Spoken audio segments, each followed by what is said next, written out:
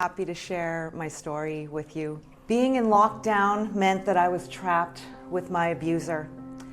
I found solace in painting watercolor landscapes of the sky and the sea.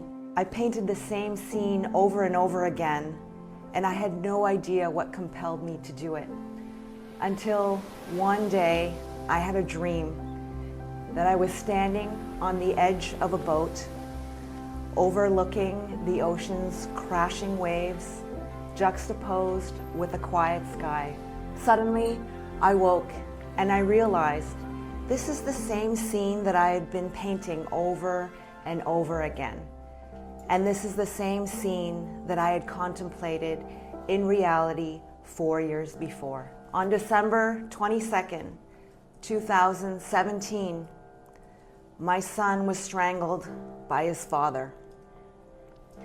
7 days later, I was on a cruise boat and I attempted to commit suicide. On December 22nd, 2017, my son came home from school and he had a terrible tantrum. He had been given a gift from his bus driver, a box of cookies with ingredients that he was allergic to. He was devastated.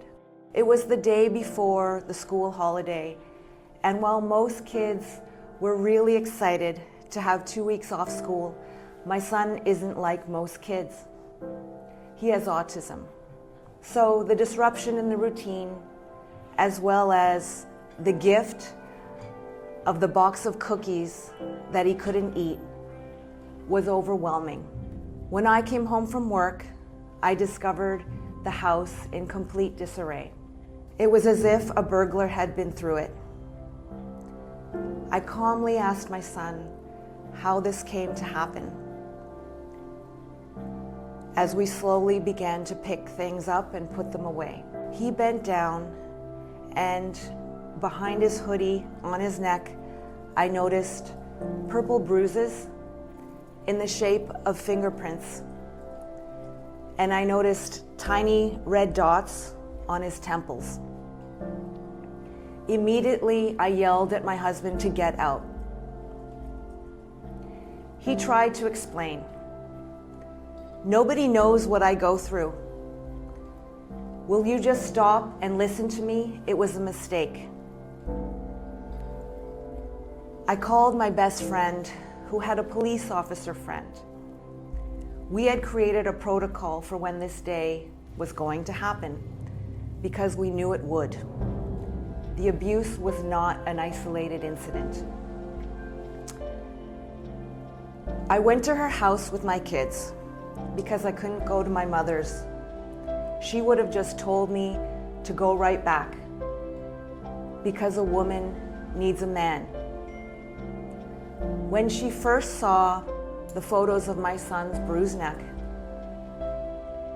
the first thing she said to me was, "Dim kai lim haido."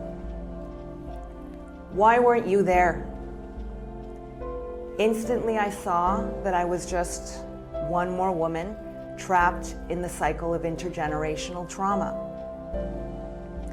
When I did speak to an officer, he trivialized the violence by putting the decision on me whether or not to charge my husband.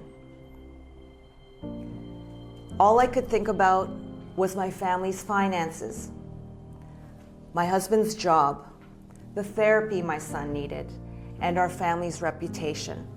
I couldn't do it then. 2 days later, we had Christmas Eve dinner with my extended family. We all pretended like nothing happened. My mother-in-law came and whispered in my ear, "Forgive him." 2 days after that, we were on a cruise boat with my parents. The stress of pretending everything was fine became too much, and I broke. I thought the only thing that was going to end the pain was the ocean's waves. The only reason I didn't jump was because my husband grabbed me and he yelled at me, "You have children." Sometimes to go forward, you need to go back. 4 years later, after my dream, I attempted to talk to my abuser about what had happened. All he could say was, "Oh, that thing that happened so long ago." That was it. I knew I had to leave for good. When you leave, the abuse doesn't stop. Economic abuse became his primary way of harming me after I left.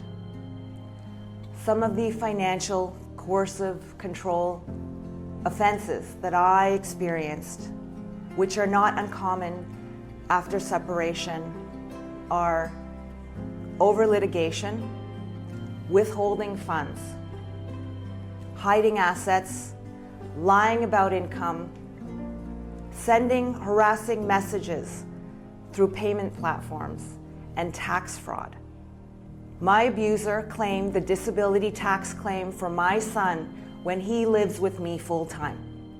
Then he turned around in court and he denied he had a son with a disability. He used my credit card for his Bumble account. These financial control tactics are possible because of patriarchal norms that have been set up in our financial institutions, which were designed without survivors like me in mind.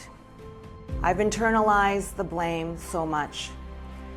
I hated myself so much that I decided to change my name.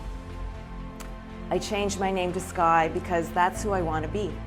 Every time somebody calls me Skye, it reminds me to speak up for myself. I'm not going to tiptoe around things and walk on eggshells anymore. I won't. Thank you for listening.